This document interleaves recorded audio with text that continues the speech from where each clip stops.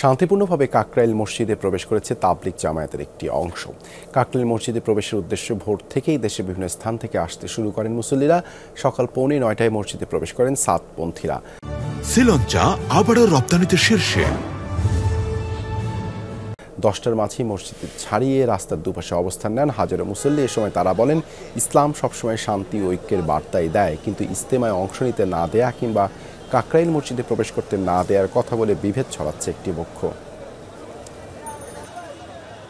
আমাদের একটাই দাবি, এই পরিবেশটা সুন্দর আরো হবে যদি আমাদের বিশ্ব আমির হযরত মাওলানা সাহেব কাকরাইলের এবং ইজতেমার ময়দানে প্রথম ইজতেমায় শিরকত দেয়। প্রথম দফা ইজতেমা এবং ইনশাআল্লাহ হযরত মাওলানা সাহেব বাংলাদেশে ইজতেমা আসতেই হবে। পুরা দুনিয়াতে আজকে 200 কোটি মুসলমান 4 মাযহাব মানতেছে, কোনো মতানৈক্য নাই, অথচ মাত্র 4-5 কোটি লোক তাবলীগ করে পুরা দুনিয়াতে।